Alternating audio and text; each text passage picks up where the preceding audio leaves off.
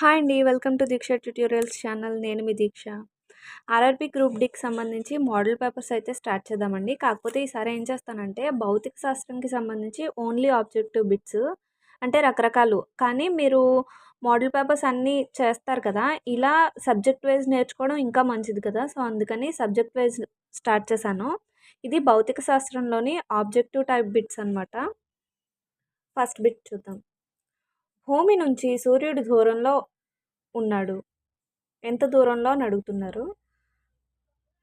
Answer వచ్చి 1.5 into 10⁻11 metres దూరంలో ఉన్నాడు.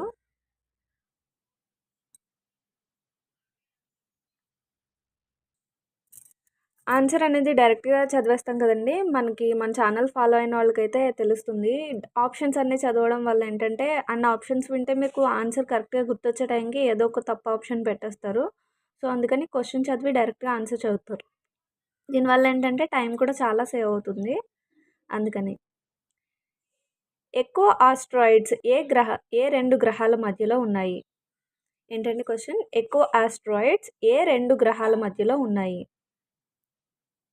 ఆన్సర్ కుజ గ్రహానికి, బృహస్పతికి మధ్య. హాయ్ అండి. Welcome to Deeksha tutorials channel. నేను మీ దీక్ష.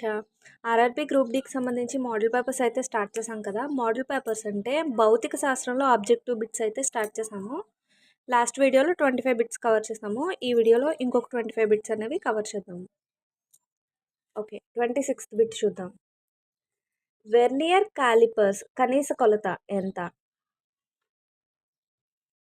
Answer 0.01 mm.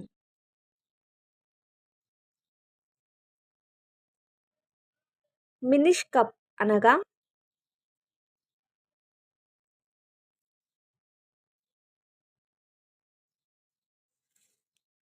ద్రవతలము పైకి వంపు తిరిగి ఉండడం.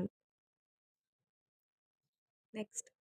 త్రాసు దండం యొక్క మధ్య ఆధార బిందువు నుంచి సమాన దూరాలలో సమాన ద్రవ్యరాశులను వేలాడదీస్తే అది క్షితిజ సమాంతరంగా ఉంటుంది. ఇది ఏ సూత్రం? సాధారణ త్రాసు పనిచేసే సూత్రం.